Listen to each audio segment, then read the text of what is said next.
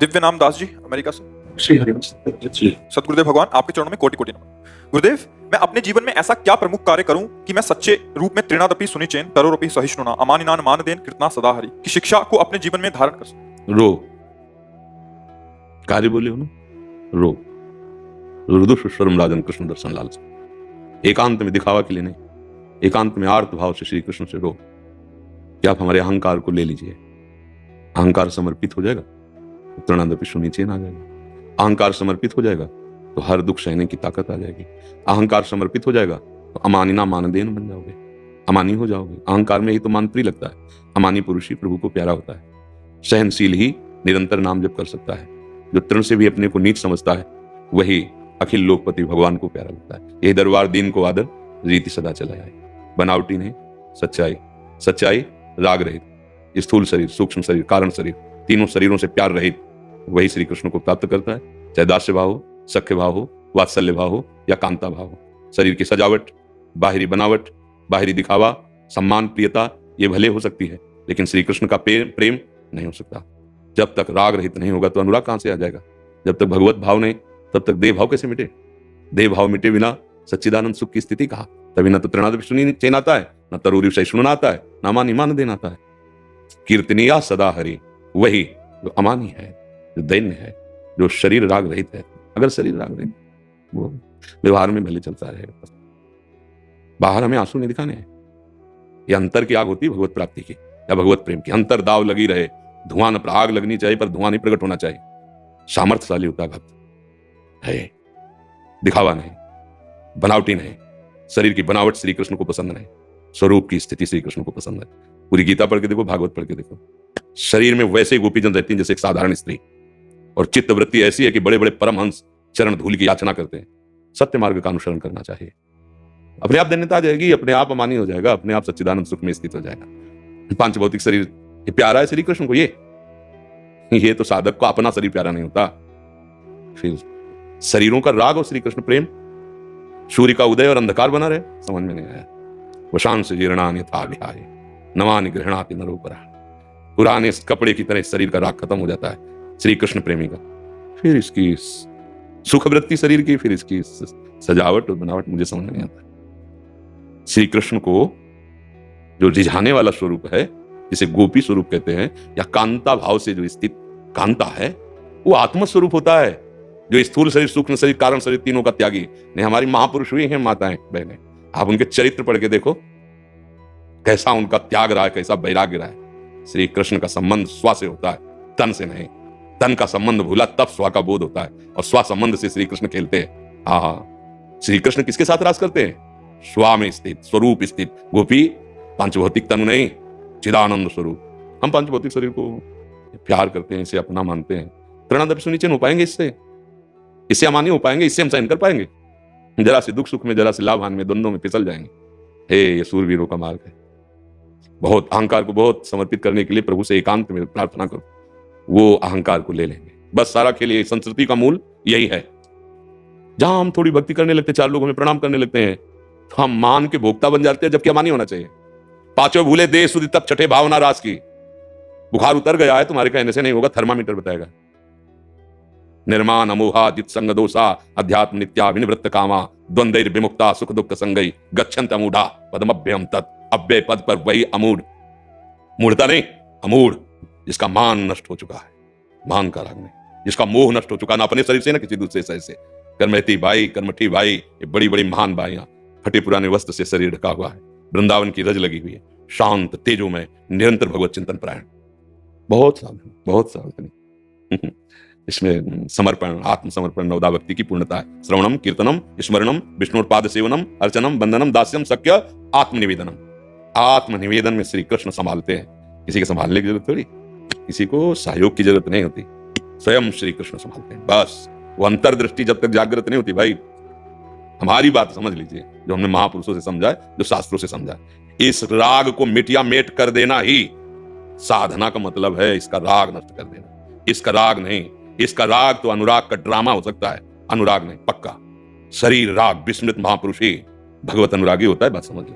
बहुत सावधान, वास्तविक भगवत स्थिति प्राप्त करने के लिए आया है। परमार्थ का मार्ग नाटक के लिए नहीं मिला है, वास्तविक मिला है। 4 लोग हमें प्रणाम करेंगे, वाह वाही करेंगे, इससे हमें क्या मिल जाएगा? नहीं, अंतर्मुखी होकर जिस बड़े बड़े महापुरुषों के चरित्रों को पढ़ के देखो, अंतर्मुखी बनो, अंतर, बाहर नहीं। थे वचन मिथुन मुख निशरत, सुन सुनि देह दशा किन भूलत। हम अभी पूरे 24 घंटे देह में हैं, आप देख लो। बातें हम प्रेम की करेंगे, देहातीत स्थिति, श्री कृष्ण में निरंतर स्थिति। हमारा रुदन केवल आंसुओं से नहीं होता है। यहां कभी धोखे में निकल पड़े तो निकल पड़े, जब न रोक पाए, नहीं तो अंदर ही चुप शांत। कोई कहे कि भक्त है तो उत्तर देना चाहिए, मेरे में भक्ति नाटक चल रहा है, भक्ति का है। जब भक्ति आएगी तो आपको पता चल जाएगा अभी भक्ति का है। अभी तो ढूंढ रहा हूं कि कहीं भक्ति मिल जाए। और है का महापुरुष, एक राज दरबार में श्री कृष्ण रूप माधुरी का गायन हो रहा था और वो वैष्णव बैठे थे एकदम उछले और उनके अंदर भाव दशा।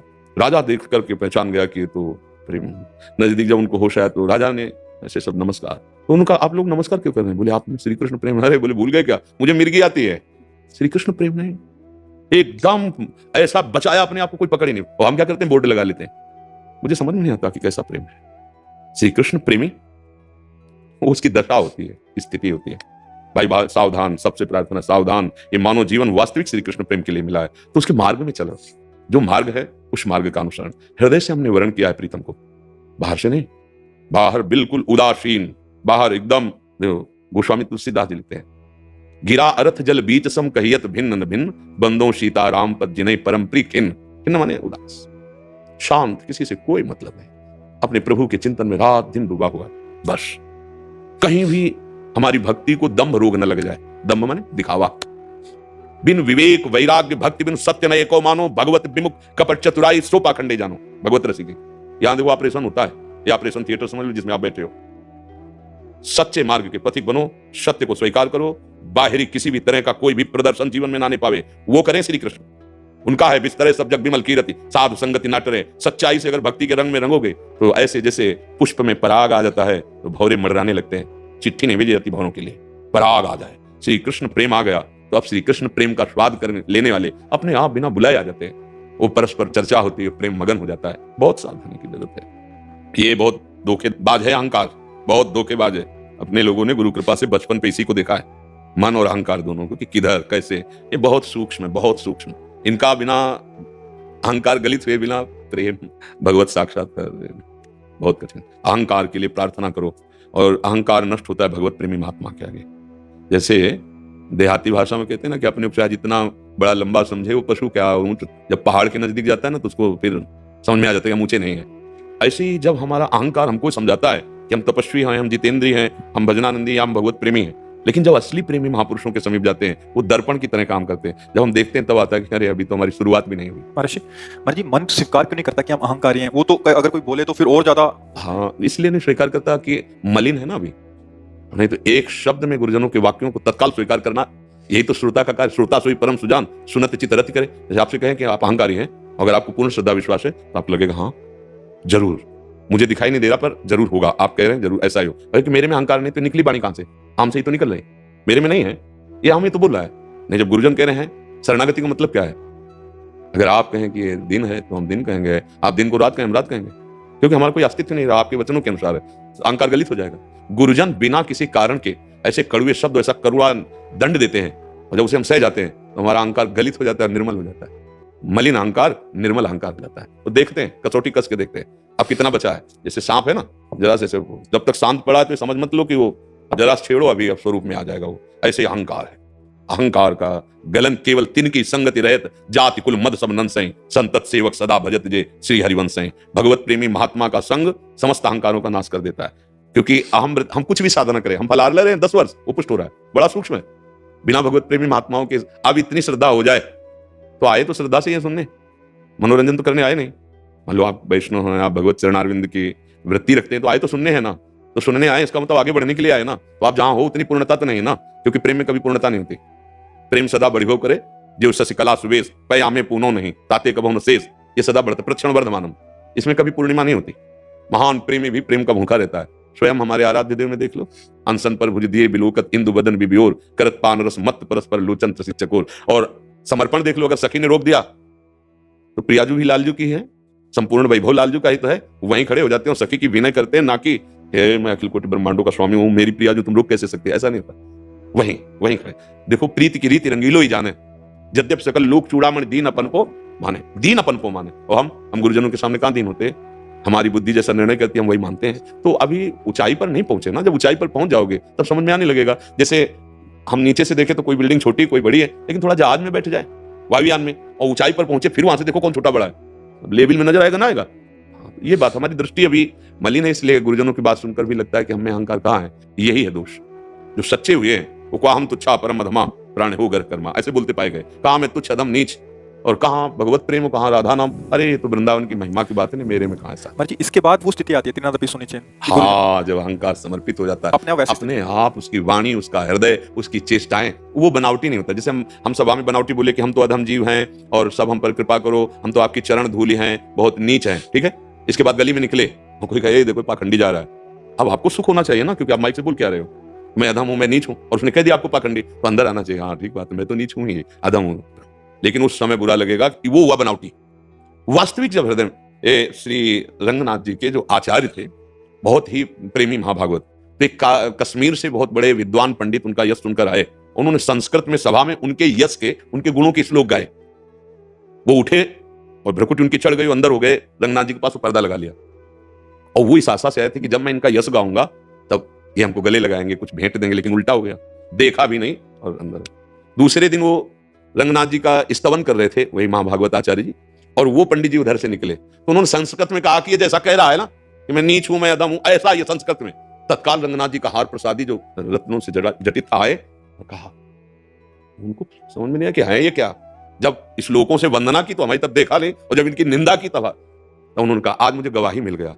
अभी तक प्रभु से मैं कहता था मैं नीच हूं, मैं अधम हूं, आज आप ब्राह्मण हो, विद्वान हो और शास्त्रों का ज्ञान रखते हो, आपने बोला, आप मेरे सच्चे मित्र बन गए, क्योंकि अब प्रभु मेरी बात सुन ले, गवाही हो गया ना, मैं तो नीच हूं ही, आपने जब कहा तो अब तो प्रभु सुन ही लेंगे, इसलिए ये लो, हार दिया। और प्रभु के सामने जाकर रोने लगे, प्रभु अब तो गवाही मिल गई ना, अब तो कृपा कर दो। ये है हृदय त्रिनादपि सुनीचेन, ये हृदय है। हाँ, अंतर की जो भागवती की स्थिति, जरा सा सुख मिला भूल गए, जरा सा दुख मिला भूल गए और बिललाने लगे, शोकित हो गए। नहीं, भगवत प्राप्ति की स्थिति जो होती है वो एक अमोघ स्थिति होती है। इसलिए नाम जप करो और प्रभु से प्रार्थना करो कि मेरे अहंकार को आप अपने चरणों में ले लो। देखो, गोपी ना स्त्री थी ना पुरुष, गोपी सच्चिदानंद बपू, जो श्री कृष्ण वही गोपी, जो श्री कृष्ण वही गोपी। आप इस बात को समझिए, कोई गोपी स्त्री नहीं थी। जब उनके कुछ गोपियों के पतियों ने उनको नहीं जाने दिया, भागवत में वर्णन है, तो सबसे पहले वो पहुंच गए जिनको नहीं जाने दिया। कैसे पहुंच गए? चिदानंद बपू, इस शरीर से राग रहित गोपी, सच्चिदानंद बपू गोपी, या सच्चिदानंद सखा, या सच्चिदानंद वात्सल्य भाव। लौकिक भावों का प्रवेश भागवतिक भावों में नहीं है। भागवतिक भावों को लौकिक भाव में समेट करके, जैसे लौकिक भाव है उनको भागवतिक भाव में ऐसे समेट करके हम भगवत प्राप्ति कर लेंगे। जैसे लौकिक क्रिया है उसे भगवान की प्रसन्नता के लिए समझ, लौकिक संबंध है सब में भगवत भाव कर लिया, हमारा परम मंगल हो जाएगा। हम भागवती की स्थिति को धारण करने के लिए महापुरुषों के द्वारा प्रदत्त मार्ग पर चले, नहीं तो वाहवाही तो हो जाएगी, 4 लोग दंडवत कर देंगे, वीडियो बन जाएगा, लोग प्रशंसा करेंगे, पर श्री कृष्ण का साक्षात्कार नहीं होगा। भगवान स्वयं अपने श्री मुख से वर्णन कर रहे हैं, अनन्य चेता सततम यो माम स्मृति नित्यसा तस्याहम सुलभा पार्थ नित्ययुक्तस्य योगिना। सुलभ भगवान किसके लिए है? भगवान का हो के अनन्य चिंतन, अंदर चिंतन का क्रिया का एक शब्द भी उच्चारण नहीं किया। अनन्य चेता सततम यो माम स्मृति नित्यसा, निरंतर मेरा चिंतन जिसके हृदय में हो रहा है। अब बाहर की क्रियाएं तो चाहे हल जोतना हो, व्यापार हो, नौकरी हो, कुछ भी हो, गोपीजन वही करती थी जो साधारण स्त्री, धान कूटना, लीपना, गौ सेवा करना, पति सेवा, पुत्र सेवा। पढ़ के देखो भागवत में, और स्थिति कहां है? अरे उद्धव जैसे परम ज्ञानी उनकी चरण धूलि चाह रहे हैं, सोचो क्या स्थिति है। क्यों? मुरारी पादार्पित चित्तवृत्ति, एक एक चित्तवृत्ति श्री कृष्ण में लीन है। ये खास बात है, चित्तवृत्ति लीन करना। जीवन का लाभ भाई भगवत प्राप्ति है, और वो भजन से होता है। खूब अंदर भजन करो, सब बाहर से ऐसे ढके रहो कोई जान न पावे। देखो, अगर आप गेहूं के बोरा में ऐसे 10-20 किलो सोने के आभूषण ला दे लो, कोई पूछेगा नहीं तुमको। हटा कपड़ा पहन लो और 10-20 किलो आभूषण ला दो और बोरे में ला दो ऐसे, और खुला लेके जाओ, कोई तुमसे नहीं पूछेगा, क्योंकि देख रहा है, हालत देख रहा है। पर वो अरबों का माल रखे हुए है, समझ रहे हो ना? हाँ, वो बढ़िया बेग है, 100 रुपया उसमें है, बेग गायब होने के, क्योंकि वो बढ़िया बाहर नहीं, धन को छुपाने के लिए जैसे हम बाहर से, ऐसे परम धन प्रेम, श्री कृष्ण नाम, श्री कृष्ण चरण आश्रय, छुपाने की बात है, छपाने की नहीं, वीडियो में आने की नहीं बात। मानन, हम इन लोगों से मना किया था शुरुआत में, कोई भी टेप नहीं करेगा वीडियो, पर जब इन लोगों ने प्रार्थना की कि इसे अगर हम बार बार सुनते हैं तो हमारी ज्यादा रति होती है, बस इस कारण हमने अनुमति दे दी। उसका कारण कोई प्रचार या कुछ इसकी हमें जरूरत नहीं। एक हृदय परिवर्तन हो जाए, एक मेरे जीवन की सार्थकता हो जाएगी, एक का परिवर्तन हो जाए। परिवर्तन होना ही हमारे जीवन का लक्ष्य है, ना कि वो संसारिकता में वीडियो चला गया तो हमें कोई जाने से क्या मतलब। जब हमारे त्रिभुवनपति हमको जानते थे तो हमें जनाने की जरूरत है क्या? वो जान रहे हैं हमें, बस और किसी और के जनाने की जरूरत नहीं। तो हमको अपने मार्ग पे चलना है। हमें देखना है कि अंदर की कहीं वृत्ति जनाने में तो नहीं जा रही कि कोई हमें जाने में भगत है। बहुत सावधान रहना, हम आपसे प्रार्थना करें सबसे, अगर अंदर की बात यह है कि कोई जाने कि हम भगत हैं तो अभी धोखे में हो। भक्ति का जो अंकुरण होना चाहिए वो होगा नहीं, पाखंड रूपी रोग लग जाएगा। जैसे फसल में रोग लग जाए ना, तो फिर फसल का जो हमें अन्न चाहिए वो नहीं मिल पाता है। और प्रायः अब हमारी भक्ति रोग ग्रसित हो रही है। कोई बिरले निकल पा रहा है स्वस्थ, नहीं तो प्रायः हम जहां जहां पॉइंट हैं गिरने के, वही हम फंस रहे हैं, वही हम गिर रहे हैं। इसलिए चतुर्शिरोमणि गुरुदेव भगवान का आश्रय लेकर निकलो। नहीं समझे में नहीं आता, इतनी भूल भुलैया के मार्ग है वहीं।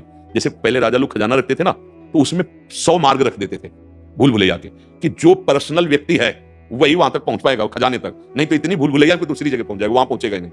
ऐसे ही जो भागवतिक रहस्य है वो बहुत गुप्त रखा गया है। शास्त्रों में ऐसे मार्ग हैं कि फंस गए तो फंस गए, निकलना मुश्किल हो जाएगा। इसलिए सदगुरु की कृपा से वो मार्ग मिलता है, वो युक्ति मिलती है जिससे हम न संसार जाल में फंसे, न शास्त्र जाल में, और भगवत प्राप्ति कर ले। इसलिए बलिहारी गुरु आपने, गुरुदेव की बलिहारी है जो मुझे बहुत कम समय में और आगे बढ़ा दिया। नहीं तो हम फंसे रहना, हम लोगों का स्वभाव है फंसे रहना। हम फंसना चाहते हैं, देखो ना, भगवान से भी फंसने की बात मांगते हैं, मुक्त होने की नहीं मांगते। और उनके नाम में, उनके चरणों में प्रीति मांगो, नहीं भगवान से भी मांगते हैं यही संसार, ये झूठा पद, ये यहाँ के झूठे रुपए और यहाँ के झूठे संबंध, ये तो मांग रहे ना। हम कहते हैं कि हमारी भजन की बात पूछो, बोले 24 घंटे चलता है। अरे अपने लोगों के होश खराब रहते हैं, 24 घंटे के लिए होश खराब है। यहाँ सब ऐसे 24 घंटे नाम चलता है। अरे भाई कैसे बोल रहे हो? 24 घंटे चलेगा तो रो के बोलोगे भजन होता ही नहीं है। इतनी भूख बढ़ जाएगी भजन की कि भजनानंदियों को देखा है, वो कहते हैं आज तक जीवन हो गया छक के भजन करने को नहीं मिला, रात दिन लगे और अपने रात दिन विषय चिंतन कर रहे हैं, और बोल देते हैं संत सभा में 24 घंटे, बहुत संभाल के, बहुत होश से। तो असली में 24 घंटे होने लगेगा। सोवत हूँ रसनारटे राधा कृष्ण सुनाओ। उत्तम बात तो यही है कि कोई प्रश्न ना हो, हम अपनी तरफ से बता देते हैं। अगर इसी जन्म में भगवत प्राप्ति करनी है, अर्थात जीवन मुक्त होना है, तो शांति रव्यर्थ कालत्वम विरक्तिर्मान शून्यता आशा बंधा समुत्कंठा नाम गाने सदा रुचि आसक्तिस तद्गुणाख्याने प्रीतिस तद वसति स्थले। यदि हमारा हृदय ऐसा होने लगे गुरु कृपा से कि कोई हमें गाली दे या दुख दे या अपमान करे और हम हृदय को अपने बचा पाए, पहला शांति, इतना सहनशील, तितिक्षवा पहला लक्षण बताया गया, कारुणिका बाद में, तितिक्षवा मतलब सहनशीलता अध्यात्म मार्ग की ऊंचाई पर चढ़ने के लिए अत्यंत आवश्यक है। अर्जुन जी के सामने भगवान हैं और वो कह रहे हैं मात्रा स्पर्शास्तु कौन्ते शीतोष्ण सुख दुखदा आगमा पाइनो अनित्यास्तास्ति तितिक्षस्व भारत। ये आने जाने वाले अनुकूलता प्रतिकूलता, सर्दी गर्मी, मान अपमान, निंदा स्तुति, इनको तू समान भाव से सह जा, अर्थात समता को धारण कर। तो जो अध्यात्म की ऊंचाई पर चढ़ना चाहता हो, पहला लक्षण शांति, अर्थात इतना हृदय शांत होना चाहिए कि किसी के भी मृदु या कटु व्यवहार पर कोई हलचल नहीं होनी चाहिए। जब हमें कोई सम्मान करता है तो एक विकार उत्पन्न होता है, और जब कोई अपमान करता है तो विकार उत्पन्न होता है। अपमान पर क्रोध विकार आता है और सम्मान पर हर्ष विकार आता है। जब सम्मान होता है तो हर्ष विकार मद को जागृत कर देता है, उपासना भंग हो जाएगी। शांति, जब हमारा कोई अमंगल करे हम उसका मंगल मनाएं। करत जे अनशयन निंदक तिन्ह पे अनुग्रह कियो, जो मुझे कष्ट देना चाहे मैं उसके लिए प्रार्थना करूं, भगवान इसका मंगल हो, त्रिकाल में भी इसको कभी इस अपराध का दंड न मिले, स्वामी आप इस पर कभी रुष्ट मत होइए। ये शांति शब्द का अर्थ है, सहनशील होते हुए दूसरों का मंगल करने की भावना। दूसरा अव्यर्थ कालत्वम, एक श्वास भी प्रभु से विमुख नहीं जानी चाहिए, इसी जन्म में जीवन मुक्त हो जाएगा। अव्यर्थ कालत्वम, एक श्वास भी, त्रिभुवन की राज लक्ष्मी देने पर भी जो आधे पल के लिए भगवान का विस्मरण नहीं करता वो महाभागवत है। एक श्वास भी प्रभु से खाली नहीं जानी चाहिए, अव्यर्थ कालत्वम। और विरक्ति, जिन विषयों को शास्त्रों ने विधि रूप में वर्णन किया है अपने अपने अधिकारानुसार, प्राण पोषण, जीवन यापन, धर्म की भावना को पूर्ण करने के लिए उन्हीं विषयों का सेवन करे, और जिनका निषेध किया गया है उनका त्याग कर दे, तो वो वैराग्य स्थिति को प्राप्त हो जाएगा। राग से ही अपराध बनते हैं, और राग रहित होकर धर्म पूर्वक विषयों का सेवन करना वो मोक्ष पदवी को प्रदान करने वाला बनता है। विरक्ति, संपूर्ण जगत के एक साथ मिलकर भोग आ जाए और हमारे चित्त को क्षोभ न पहुंचा पावे, उसे विरक्ति कहते हैं। वैराग्यवान, पहला होता है त्याग। त्याग में होता है कि भोग का सानिध्य प्राप्त होने पर भोग की प्रबल लालसा पर मैं भोगूंगा नहीं, क्योंकि मुझे भगवत प्राप्ति करनी है, इसे त्याग कहते हैं। इसी से शांति प्रारंभ हो जाती है, त्यागा शांतिरंतरम। वैराग्य कहते हैं कि भोगों के सानिध्य में भोगने की प्रवृत्ति का ही ना होना, उसमें प्रवृत्ति है पर वो नहीं भोगेगा हठ पूर्वक, लेकिन इसमें प्रवृत्ति का ना होना। और उपरति कहते हैं कि भोग वस्तु है ऐसा भान ही खत्म हो जाना, सर्वम खलविदम ब्रह्म। तो वैराग्य यहां कहा है कि भोगों के सानिध्य में भी भोगने की इच्छा ना होना, विरक्ति। और मान शून्यता, जब तक उपासक में मान प्राप्ति की लालसा रहती है तब तक वो निर्द्वंद नहीं हो पाता है, तब तक वो अमृत पद का अधिकारी नहीं होता।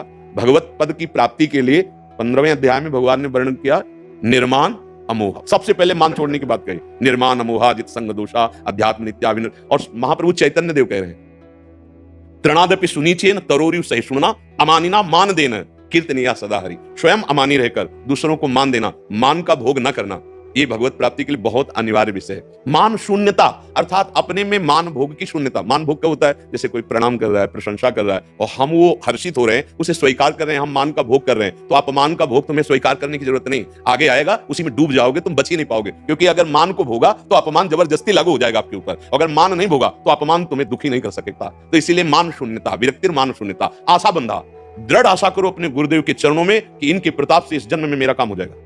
गुरु मिले मतलब भगवान मिले, गुरु मिले मतलब अब मोक्ष पद भी हमारे लिए दुर्लभ नहीं है। दृढ़ आशा बंधा और समुत्कंठा, उत्साह सहित नाम गाने सदा रुचि। भगवान के जो नाम मंत्र गुरुदेव ने दिए हैं इनमें रुचि हो जाए। जैसे काम ही नार प्यारी जिम लोभी जिम प्रियदाम तिम रघुनाथ निरंतर प्रिय लागो में, गोस्वामी जी कह रहे ऐसी हमारी नाम में रुचि हो जाए। समुत्कंठा, उत्साह के सहित। जैसे हम धन पर बुद्धि रख लेते हैं, मातृ बुद्धि, तो हम ओवर टाइम भी करते हैं कि 8 घंटे तो इतना मिलेगा, 2 घंटे और कर लेते हैं, इतना मिलेगा। ऐसी हमारी रुचि नाम रूपी परम धन में लग जाए। समुत्कंठा, नाम गाने सदा रुचि। आसक्ति तद्गुणाख्याने, अपने आराध्य देव की चर्चा करने का नशा हो जाए। चार बैठे तो बोधयंता परस्परम कथयंति च माम नित्यम तुष्यंति च रमंति च, अपने प्रभु की ही चर्चा, अपनी प्रिया जो, अपने लाल जो, अपने बिहारी जो, बिहारिन जो की बातें। आसक्ति तद्गुणाख्याने और प्रीति तद वसति स्थले। ब्रजमंडल ब्रज 84 को साक्षात श्री कृष्ण का वपु माना गया है। मानो आप भगवान की गोद में हो, जब समय मिले जो वास कर रहे हो तो अहोभाग्य, नहीं तो 1 दिन 2 दिन 3 दिन जितना समय मिले आसक्ति हो जानी चाहिए भगवान के धामों में, भगवान की लीला स्थलियों में। ये पूरा ब्रज 84 कोश ब्रह्म स्वरूप है। ये बड़ा महामहिम भाग्य है जिनको यहाँ आने को मिलता है, और जो यहाँ बिना लाडली जो महाराज की कृपा के ना धाम में प्रवेश नहीं होता, उनकी कृपा अमोघ है। हमारी आसक्ति हो जानी चाहिए, चाहे जहां रहे। अगर आसक्ति हो गई तो चिंतन बनेगा, अगर लीला स्थलियों का चिंतन बनेगा तो लीला का चिंतन बनेगा, लीला का चिंतन बनेगा तो त्रिगुण पर विजय प्राप्त करने की पूरी सामर्थ्य देती भगवत लीला, और अगर त्रिगुणातीत हो गए तो भगवत प्राप्ति हो गई। ये जो लक्षण है अगर हमारे जीवन में आ जाए तो इसी जन्म में हम जीवन मुक्त हो जाए, चाहे वो गृहस्थ हो, चाहे वो विरक्त हो, चाहे वो यौवन हो, चाहे वृद्ध हो। हमारे मानव देह का परम लाभ भगवत प्राप्ति है। अगर भगवत प्राप्ति नहीं हुई तो कोई भी इस कमी की पूर्ति नहीं कर सकता, ना कोई पद, ना कोई वैभव, ना कोई मित्र, और ना कोई अब जन्म, और जो जन्म होंगे वो पूर्ति नहीं कर सकते। ये बहुत बढ़िया अवसर मिला है। अब हम चाहे जैसे वो भगवत साक्षात्कार करें, हम अपने गुरु को रिझाकर उनसे प्राप्त मंत्र और नाम के द्वारा अपने मन को तन्मया भगवान में तन्मय कर दें, ईश्वर में तन्मय कर दें। इस जीवन की सार्थकता है।